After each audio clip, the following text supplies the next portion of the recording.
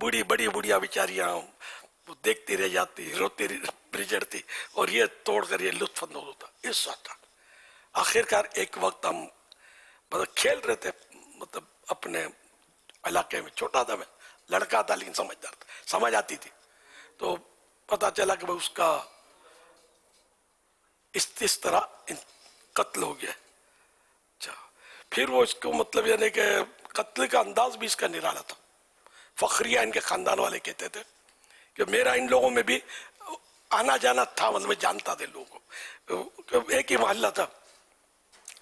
तो बोला कि ये फिल्म देखकर निकला था सिनेमा घर से कि किसी ने इस पर, पहले चाकू चलते थे, वो फायरिंग वगैरह इतना नहीं था, उसको चाकू से मारा और इसका पेट फाड़ दिया, आंतें अच्छे बाहर, और ये जो था आंतें इसने समेटी, इतना जानदार था, आंतें समेट कर ये कातिल के पीछे भागा था पकड़ने के लिए, लेकिन कातिल निकल गया, ये गिर गया और इस तरह इसका इंतकाल हो गया।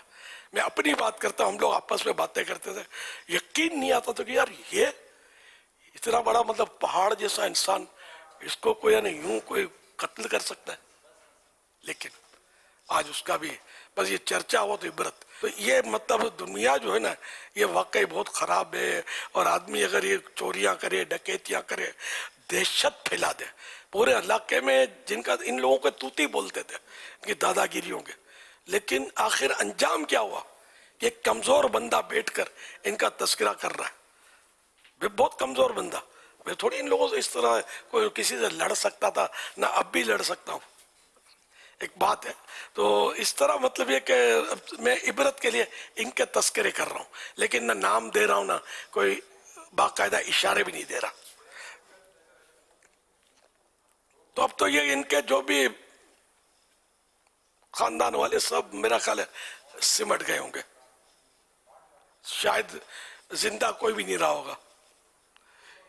कि इनका ये सानी जिक्र का एक इनसे छोटा भाई था, वो भी रुखसत हो गया दुनिया से, मुझे मालूम। और बाकी बड़े भाई वगैरह जो भी थे, वालिद साहब तो इससे पहले ही फौत हो गए थे, मैं उनको भी जानता था। तो ये अब मेरा ख्याल है कोई इनमें रहा नहीं होगा। बहरहाल जो भी मुसलमान था, अल्लाह पाक उसको माफ फरमाए, उसके गुनाह और मगफिरत करे। मैं ये बता रहा हूँ कितने जुल्म करते थे यार, लेकिन क्या हाथ में आया? नेक बंदे का चर्चा नेकी के साथ होता है। रहमतुल्लाह अलैह कहते हैं हम लोग उसके, गौस पाक रहमतुल्लाह अलैह, कितना अरसा हो गया, लेकिन हमारे दिलों पर राज है ना, हमारे दिल अकीदत से इनके आस्थाने पर झुके हुए। और जो इस तरह के लोग हैं जिनका तस्करा किया, उनकी जो भी है कैफियत, तो जो भी चोरियां करते हैं, डकैतियां करते हैं, अगर वो मेरी बात सुन रहे हैं, आप अपने हाल पर रहम करें और तौबा कर लें, तौबा कर लें और अपनी आखिरत बचा लें, वरना दुनिया में भी जिल्लत, दुनिया में आप मतलब यानी कि कब तक जिएंगे? ये तो नहीं कि भाई आप हजारों साल जिएंगे, हजारों साल जीने के बाद भी मौत तो है ना। हजरत मूसा अलैहिस्सलाम का वाकया मशहूर है, मैं थोड़ा सा हिस्सा बयान कर रहा हूं उसका, कि अल्लाह पाक ने मूसा अलैहिस्सलाम की रूह कब्ज करने के लिए जिब्रील मलकुल मौत आए, और बाद में कुछ वाकया हुआ, तो आखिरकार फिर अल्लाह पाक ने हुक्म दिया मलकुल मौत को, बैल की पुश्त पर हाथ रखे अपना, और जितने बाल हाथ के नीचे आ जाए इतने साल इनकी उम्र में बढ़ा दिए जाएंगे हजरत मूसा अलैहिस्सलाम के। तो मलकुल मौत ने इनसे कहा कि इस तरह हुआ है और आप हाथ रखें तो इतने साल जिंदगी बढ़ जाएगी। तो हजरत मूसा अलैहिस्सलाम ने फरमाया कि ये बताओ इसके बाद क्या होगा? तो कहा मौत। तो बोले जब मौत से कोई राय फिरार है ही नहीं, भाई इतने साल बढ़ भी गया तो फिर मौत, तो फिर अभी चलते हैं। तो यूं फिर ये कि आप अपनी रूह, तो ये बड़ों की बातें हैं, हमें किसने पूछना है? तो ये नबी की शान बहुत बुलंद होती है। तो यूं हजरत मूसा अलैहिस्सलाम को इख्तियार दिया गया, ये हमारे लिए इसमें इबरत है कि हर हाल मौत है। हजरत नूह अलैहिस्सलाम कितना जिए, اعلیٰ حضرت نے غالباً 1600 سال کا فرمایا، لیکن جب ان کو انتقال کے بعد غالباً انہی کا واقعہ ہے، پوچھا گیا دنیا کو کیسا پایا، بولے ایک دروازے سے داخل ہوا، دوسرے دروازے سے نکل گیا، اتنی مختصر۔ تو ہمارا تو تصور بھی نہیں ہے کہ 1600 سال کا ہے، 100 سال کی بھی امید نہیں ہے۔ اس امت کی عمریں جو ہے 60 اور 70 سال کے درمیان ہے، اس امت کی۔ تو اگر اب یعنی کہ کوئی چھوٹی عمر میں جاتا ہے، کوئی 100 سال بھی پا لیتا ہے، لیکن آپ نے کوئی اس سے بڑے، میں نے 115 سال کی عمر والا تو دیکھا ہے، اور اب تعزیتی پیغامات بھی آتے ہیں میرے، کوئی 100 سال، کوئی 110 سال، 115 سال تک کا بھی یاد ہے مجھے کہ انتقال ہو گیا ان کے فلاں کے ابو کا، تو وہ بیٹے بھی بوڑھے یا پوتے وغیرہ، تاہم یعنی کہ کچھ بھی کر لے، موت، الموت باب کل نفس داخل ہوا، موت ایک ایسا دروازہ ہے جس میں ہر جاندار نے داخل ہونا ہے۔ الموت قدح کل نفس شاربوہا، موت ایک ایسا جام ہے جسے ہر جاندار نے پینا ہے۔ تو یوں مطلب گناہ کرے گا وہ بھی مرے گا، جو نیکی کرے گا وہ بھی وفات پائے گا، سب ہی دنیا سے رخصت ہوں گے۔ تو ایسے میں گناہوں کو چھوڑنے میں ہی عافیت ہے، ہر طرح سے عافیت ہے، ورنہ وہ جیتے جی یا تو ذلت کی موت، یا اگر بڑھاپا پا بھی لیا تو صحیح بات ہے کہ یہ بوڑھا آدمی سمجھ سکتا ہے کہ بڑھاپا ہوتا کیا ہے، سمجھے؟ تو اس کے بعد بھی پھر موت ہے، کوئی آپشن نہیں ہے پلٹنے کا کہ وہ جوانی دوبارہ مل جائے، ایسا کچھ بھی نہیں ہے۔ تو اس لیے اللہ کی بارگاہ میں جھک جائے اور جنت میں ہمیشہ جوان رہیں گے۔ جی ہاں، جنت کا ایک تو ٹائم کوئی وہ اس طرح نہیں ہے کہ 1000 سال تو 2000 سال تو 15000 سال، ہمیشہ ہمیشہ کے لیے جنت میں رہیں گے، اور ہمیشہ ہمیشہ کے لیے 30 برس کے معلوم ہوں گے، 30 years اونلی، نہیں جوانی۔ اور جنت میں کوئی تکلیف نہیں، نہ کوئی بیماری ہوگی، نہ کمانے کی فکریں ہوں گی، نہ کوئی قرضے ہوں گے، نہ ٹینشن ہوں گے، کوئی تکلیف نہیں، بلکہ ہر خواہش پوری کی جائے گی، جو بھی خواہش آئی پوری۔ یہ پرندہ اڑ رہا ہے، جی چاہے گا کہ یہ اس کی ڈش اگر کھاتا میں تو ڈش تیار ہے، اور بولو ڈش آ گئی۔ کسی کے لباس پر نظر پڑی گئی، واہ اتنا عمدہ لباس ہے اس کا، جیسے اپنے لباس پر نظر کی اسی کی طرح عمدہ ہو گیا اس کا لباس بھی جنتی کا۔ جو خواہش ہوگی اس کو ملے گا، کمانے کی، اور کوئی فکریں نہیں، نہ لڑائی جھگڑا، نہ گالی گلوچ، نہ غیبت تہمت، کچھ بھی نہیں۔ ایسا پیسفل مقام دنیا میں کہیں نہیں، جنت۔ یہاں کے کھانے کی لذتیں بھی دھوکے باز ہیں، وہاں کی لذتیں ختم ہوگی نہیں، سمجھو دیگ بھی کسی نے کھا لی بالفرض تو لذت باقی رہے گی، یہاں تو پیٹ بھر کے کھا لو، پھر اس سے عمدہ غذا آ جائے تو دیکھنے کو جی نہیں کہے گا کہ ربی ہے ہی نہیں جگہ، کیا کروں، وہ بھائے گا نہیں، کھاؤں گا تو نکل پڑے گا، وہ من بھی نہیں ہوگا کھانے کا۔ تو یہ لذت، یہاں کی لذت بھی عارضی ہے، اور عارضی بھی ایسی کہ نظر آ رہی ہے کہ عارضی ہے، کھایا تب لذت تھی، کھا چکے اب وہی کھانے کو جی نہیں چاہ رہا، لذت ختم ہو گئی نا۔ ہاں اسی لیے حقیقتاً لذت ہے ہی نہیں اس میں، ہاں بس وہ بھوک کی تکلیف دور ہوئی، حقیقت میں لذت نہیں، حقیقت میں لذت ہوتی تو باقی رہتی۔ تو یوں مطلب یہ کہ وہ چور ڈاکوؤں کو، اب ان کو تو پتہ نہیں چور ڈاکو کہنے میں برا لگتا ہے اچھا لگتا ہے مجھے پتہ نہیں ہے، لیکن بدماش کو بدماش بولو تو یہ تھوڑا پھولتا ہے کہ ہم بدماش ہیں، ہاں یہ تو ان کا مجھے پتہ نہیں، تو اب میں چور کو کیا بولوں، بھائی چور، محترم چور صاحب، تو پھر یہ بولیں گے کہ بھئی یہ تو احترام کے الفاظ ہیں، نہیں بولنے چاہیے، چلو واپس لے لیتا ہوں۔ تو ہمارا جو جس اس کو کہنا تو پڑے گا، اور کیا شناخت اس کی رکھیں۔ تو اللہ پاک رحمت کی نظر فرمائے تو سابقہ چور یہ بن جاؤ، توبہ کر کے حقوق ادا کر دو جن جن کے تلف کیے تھے، اور یا مطلب ہمارے کسی مبلغ سے مل لو، ہاں نو پرابلم، ملنے میں کوئی مسئلہ نہیں، آپ مل لو ان سے، سارا طریقہ پوچھ لو، بلکہ مبلغ کو بھی سنبھل کے رہنا پڑے گا۔ تو ایسا نہیں ہے، مطلب کہ ہر آدمی ایسا نہیں ہوتا کہ فوراً سب کو لوٹ لے اور اٹھا کے بھاگ جائے، بندہ ایسا نہیں، بلکہ یہاں ایک سے ایک بیٹھے ہوں گے سب جائے۔ وہ مبلغ بھی بعض ہمارے ایسے سے ہوتے ہیں کہ پوری ٹیم بھی سامنے آ جاتے سنبھال لے اس کو، یہ جو لگتے سے یہ بیچارہ داڑھی ہے امام ہے سیدھا سادہ یہ سیدھے سادھے ہیں، لیکن اس کسی دور میں یہ بھی تمہارے بھائی ہوتے تھے، لیکن دعوت اسلامی نے ان کو ہمارا بھائی بنا دیا، اسلامی بھائی بنا دیا۔ ہاں مطلب ایک سے ایک مطلب ہر طبقے میں ہوتے ہیں، پتہ تھوڑی چلتا ہے۔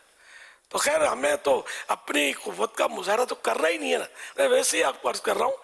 تو انشاءاللہ مطلب آپ توبہ کرنا چاہتے ہیں تو بے شک توبہ کریں اور اس کے تقاضے پورے کریں۔ اب پولیس جو ہے اب اس کے اور مسائل ظاہر ہے وہ تو آپ کو فیس کرنے ہی پڑیں گے، جب بھی ضرورت پڑی تو اب بھی ضرورت ہے۔ وہ اندر کتنے ہی ہوتے ہیں جو چوریوں ڈکیتیوں کے بعد اندر جاتے ہیں اور پڑے رہتے ہیں اندر بیچارے۔ اب بیچارے لفظ واپس لے لیتا ہوں، ذرا وہ ایسا حرکت کی کہ اب وہ بھگت رہے ہوتے ہیں۔ چوری کی مذمت میں 4 فرامین مصطفیٰ صلی اللہ علیہ وسلم عرض کرتا ہوں۔ نمبر 1، اللہ پاک چور پر لعنت فرمائے۔ چور رسی چراتا ہے تو اس کا ہاتھ کاٹ دیا جاتا ہے۔ حاشیہ میں فیض القدیر کے حوالے سے لکھا ہے کہ حدیث میں انڈا اور رسی چرانے کا انجام بتایا گیا ہے کہ اس طرح یہ معمولی چوریاں کرتے کرتے بندہ چوری کے نصاب کی مقدار مال چرا لیتا ہے اور بالآخر اس کا ہاتھ کاٹ دیا جاتا ہے، ورنہ فقط انڈا یا رسی چرانے پر ہاتھ نہیں کاٹا جاتا کہ ان کی مالیت چوری کے نصاب کو نہیں پہنچتی۔ ایک فکس اماؤنٹ ہے کہ اتنی چوری کرے گا تو ہاتھ کٹے گا، اس سے کم میں ہاتھ نہیں کٹے گا۔ صرف رسی چراتا ہے تب بھی اس کا ہاتھ کاٹ دیا جاتا ہے، اتنا خطرناک جرم کر رہا ہے چور۔ اللہ اکبر، کتنی شدت ہے اس کی چور کی۔ اور اللہ کے حبیب صلی اللہ علیہ وسلم چور پر لعنت فرما رہے ہیں۔ کتنی مطلب ذلت ہے چور کی کہ سرکار صلی اللہ علیہ وسلم لعنت کر رہے ہیں۔ اب بات ختم ہو گئی یار، اب آپ کے اندر خوبی رہی کیا؟ ہاں خوبی آ سکتی ہے، کر لے توبہ، رب کی رحمت ہے بڑی، ورنہ قبر میں ورنہ سزا قبر میں ہوگی کڑی، ورنہ سزا حشر میں ہوگی کڑی۔ نمبر 2، رسول اللہ صلی اللہ علیہ وسلم نے ارشاد فرمایا، اگر محمد صلی اللہ علیہ وسلم ایک مثال دی ہے جو میں عرض نہیں کرتا۔ اچھا، نمبر 3، زانی زنا کرتے وقت مومن نہیں ہوتا اور چور چوری کرتے وقت مومن نہیں ہوتا، لیکن ان افعال ان حرکتوں ان کاموں کے باوجود توبہ کی گنجائش باقی رہتی ہے، اس میں ڈھارس ہے۔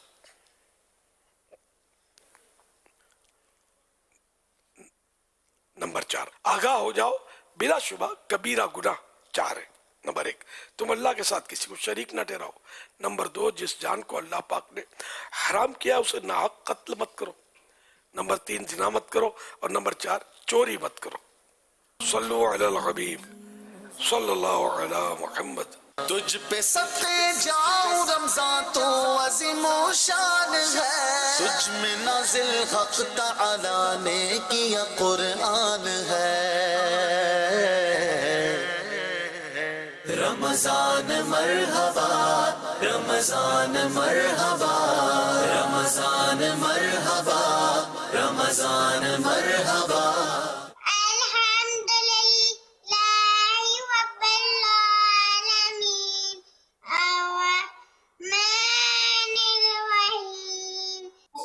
السلام علیکم یا رسول اللہ وعلا آلک و اصحابک یا حبیب اللہ۔ پیارے آقا نے فرمایا روزہ رکھو تندرست ہو جاؤ گے۔ میری الفت مدینے سے یوں ہی نہیں، میرے آقا کا روزہ مدینے میں۔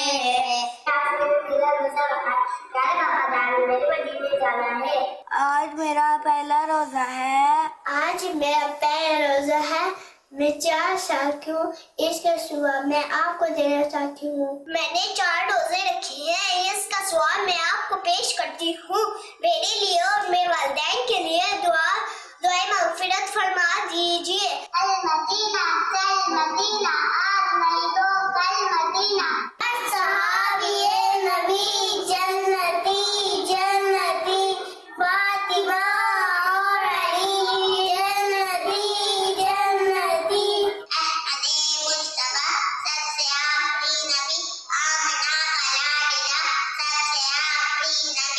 رمضان المبارک کے دو خاص وظیفے.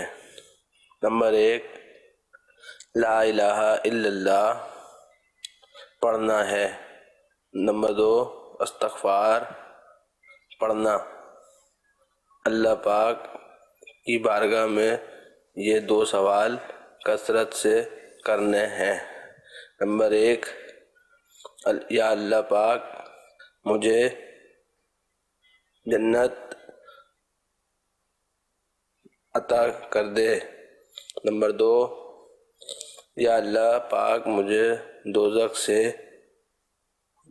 پناہ دے دے. ماشاءاللہ، واہ کیا بات ہے، ماشاءاللہ.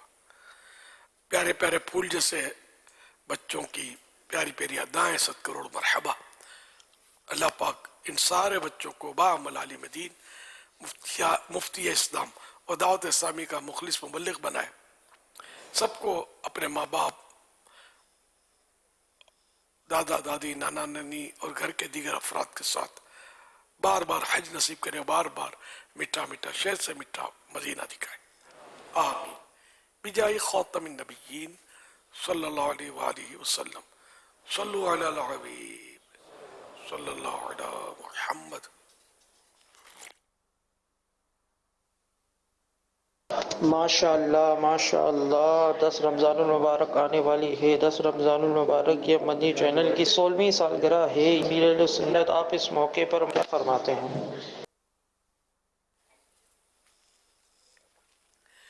میں اس موقع پر تاثرات سن رہا ہوتا ہوں، بیٹھا ہوتا ہوں. 16ویں سالگرہ 10 رمضان شریف نے 10ویں رات ہمارے یہاں منائی جاتی ہے، اور نماز شکرانے کے 2 نفل پڑھے جاتے ہیں 10ویں رات کو، تراویح اور وتر کے بعد. الحمدللہ مدنی چینل کو تو 15 سال پورے ہونے والے.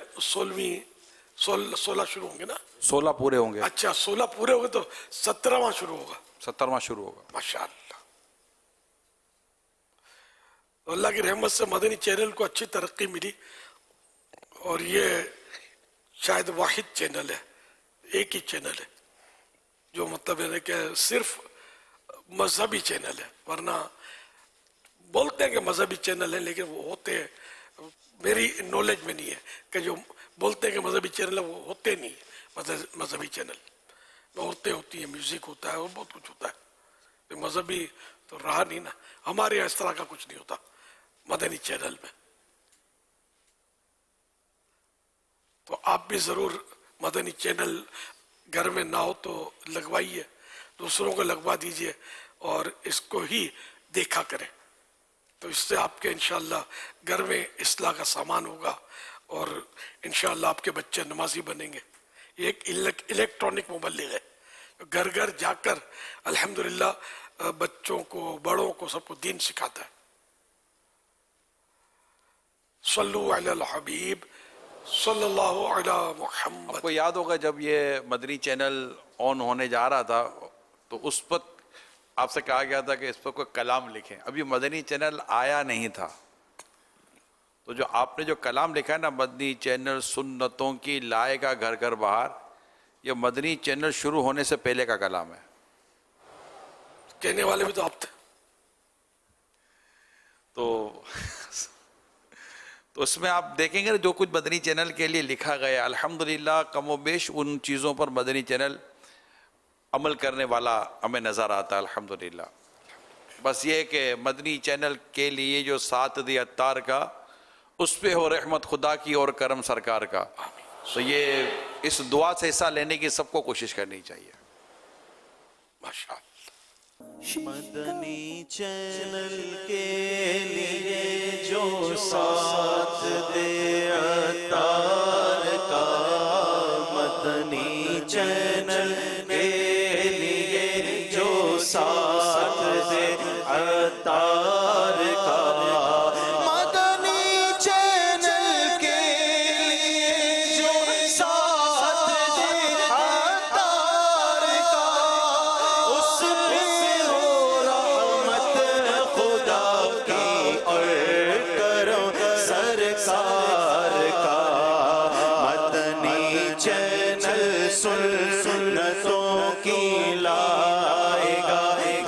گھر بہار مدنی چینل سے ہمیں کیوں آنا ہو نہ پیار مدنی چینل سنتوں کی لائے گا گھر گھر بہار. ماشاءاللہ 16 سال ہونے والے ہیں مدنی چینل دیکھنے والوں کی بھی ایک تعداد ہے. اگر آپ کو بھی ایسا محسوس ہوتا ہے کہ مدنی چینل سے آپ کو کچھ فرق پڑا آپ کی فیملی میں، آپ کی زندگی میں، آپ کے شب و روز میں، آپ کے روزگار میں، آپ کی بیماری کے تعلق سے مدنی چینل کے ذریعے آپ کو فوائد حاصل ہوئے، یعنی شفا کی طرف آپ کو جانا ملا، اور بھی کچھ جو درستی آپ کو محسوس ہوئی ہے، اگر آپ کو لگتا ہے کہ ہاں ایسے کچھ ہے، کوئی آپ کسی سٹوری ہے، کوئی ایسا بیک گراؤنڈ ہے، تو ہمارے کال نمبر جو آپ مدنی چینل کی اسکرین پہ دیکھ رہے ہوتے ہیں، آپ چاہیں تو اس پر اپنی وائس دے سکتے ہیں، اپنے تاثرات دے سکتے ہیں کہ ہمیں مدنی چینل دیکھنے سے ہمارے یہاں یہ مدنی بہار ہے اور ہمیں یہ فوائد حاصل ہوئے ہیں. تو وہ انشاءاللہ ہماری مجلس کو سنے گی، اور جو اس دوران ایسے ہوئے کہ اس کو چلائے جا سکتے تو انشاءاللہ ہم نیت رکھتے ہیں کہ ان کو ہم آن ایئر کریں گے انشاءاللہ. ویڈیو بھی دیکھ سکتے ہیں؟ جی ویڈیو بھی دے سکتے ہیں اچھا. انشاءاللہ 10 رمضان کو ایک اچھی اور عمدہ اور ایک ٹرانسمیشن باقاعدہ ہم اس کو لے کر چل رہے ہیں 10 رمضان کو، یہ مدنی چینل کے 16 سال پورے ہونے پر. تو ہو سکتا ہے اس میں بھی کچھ نہ کچھ تاثرات چلیں، پہلے بھی چلیں، تو آپ بھیجتے رہیں آڈیو ویڈیو. جو بھی اسلامی بہنیں اپنی آواز نہ بھیجیں، وہ چاہیں تو اپنے بچوں کے ذریعے، نابالغ بچوں کے ذریعے بھی، یا اپنے بچوں کے ذریعے، اپنے محرم کے ذریعے ریکارڈ کروا سکتی ہیں. سر میرا سوال یہ ہے کہ واش روم میں وضو کرنے کی اجازت کرنی چاہیے یا نہیں کرنی چاہیے؟ محمد اسحاق مخاطب ہوں، موضوع احسان پور سے، تصویر ضلع رحیم یار خان سے. واش روم سے مراد اگر یہ ہے کہ آج کل تو ایک ہی وہ دروازہ ہوتا ہے، واش روم بھی ہوتا ہے برابر میں، بیسن بھی ہوتا ہے، لوگ بیسن پر وضو کرتے ہیں، یہ تو عام ہے. اگر یہ مراد ہے تب تو سبھی کر رہے ہیں، لیکن یہ کہ اندر میں کچھ پڑھنا نہیں ہے، اور اللہ کے نام وضو سے پہلے لینا، اللہ کا نام، یہ سنت موقدہ ہے. تو اس لیے باہر نکلنا ہوگا، باہر نکل کر بسم اللہ الرحمن الرحیم پڑھ لیں، تو یہ اور بھی اچھا ہے کہ مستحب بھی ادا ہو جائے گا اور سنت بھی ادا ہو جائے گا. تو بسم اللہ پڑھ کے باہر سے اب اندر آ کر وضو کر لیں. اب وہ یا قادر ہو یا ہر عضو دھونے میں، باڈی پارٹ دھونے میں درود پاک پڑھنے کے اور جو ہے ثواب کے کام، وہ وہاں نہیں ہو سکیں گے.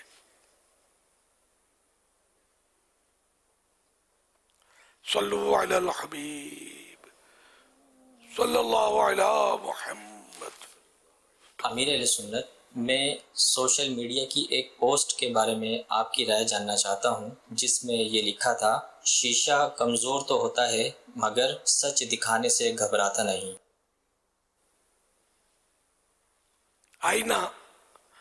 آئینے میں دیکھیں گے تو یہ آئینہ کمزور تو ہوتا ہے کہ کنکر مارو تو اس میں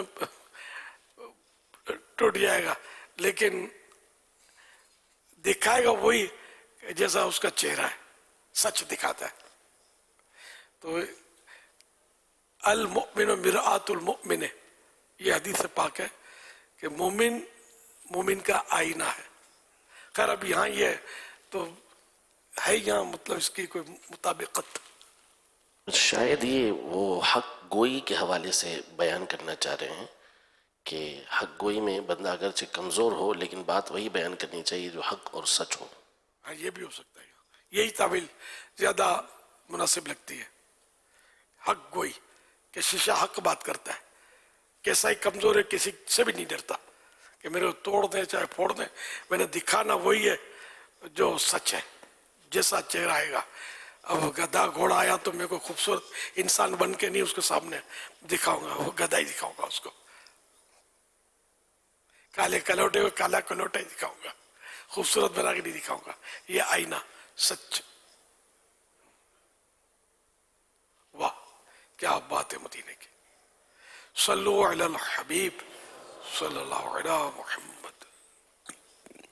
جیسے نگران شورا دامت برکاتہ علیہ نے فرمایا ہے جنازے میں، تو ہمارے ساتھ بھی ایک ایسا واقعہ ہوا تھا کہ نمازے کو کندھا دینے کے لیے وہ اوپر کے فلور سے نیچے میت آنی تھی نا، تو اس دوران ہی سیڑھیوں میں تو جس نے میت کو اٹھا رکھا تھا اس کی جیب میں جب ہاتھ ڈالا تو اس نے جیسے ہی شور مچایا تو وہ لے کر بھاگ گیا، لیکن اسے پکڑ لیا۔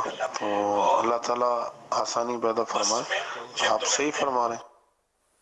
اللہ اللہ، ایسے تو کتنے واقعات بھی ہوں گے، ہر ایک تو ہم تک پہنچ نہیں سکتا، ہم ہر ایک ہماری یہ باتیں سن رہا ہوں، لیکن انٹرنیشنل پرابلم ہے یہ۔ لیکن کئی ممالک ایسے کہ وہاں اس طرح چوریاں ہوتی نہیں ہیں جس طرح بعض ممالک میں ہوتی ہے۔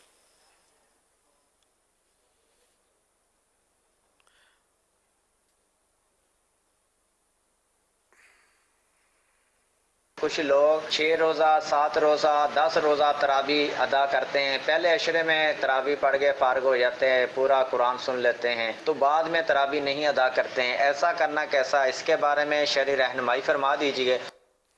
تراویح تو روزہ نہ پڑھنی ہے، پورا مہینہ سنت ہے تراویح، چاہے کسی نے 29 دن میں قرآن کریم ختم کیا ہو، اب 30ویں رات مل گئی اس کو، 30ویں رات کی بھی تراویح سنت موقدہ ہے، اس کو بھی پڑھنی ہوگی، وہ بھی عورتوں پر بھی اسی طرح سنت ہے اور مردوں پر بھی۔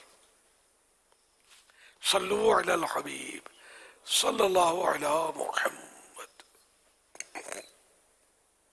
محمد اسماعیل اتاری جامع المدینہ فیضان بخاری مسلم کراچی۔ امیر اہل سنت کی بارگاہ میں سوال عرض ہے کہ موئے مبارک کو غسل دینے کا کیا طریقہ ہے، اور کیا آپ نے بھی غسل دیا ہے؟ اس حوالے سے رہنمائی اور مدنی پھول ارشاد فرما دیں۔ مشہور تو ہے موئے مبارک کو لوگ غسل دیتے ہیں اور عطر سے دیتے ہیں، عطر اس پہ ڈال دیتے ہیں، میرا خیال ہے یہ غسل ہو گیا۔ گلاب کے پانی سے بھی دیتے ہیں، اچھا تو مزاروں کو دیتے ہیں گلاب کے پانی سے، اس میں غالباً عطر ڈالتے ہیں۔ اچھا ہاں، تو بس یہ یوں ڈالتے ہیں عطر، میں نے کبھی نہیں دیا، کبھی دیکھا بھی نہیں ہے، سنا ہے کہ غسل اس طرح کہ دیتے ہیں، تعظیم کرتے ہیں بال مبارک کے اس طرح۔ واللہ تعالی اعلم ورسولہ اعلم عز وجل وصلی اللہ تعالی علیہ وآلہ وسلم۔ صلو علی الحبیب صلی اللہ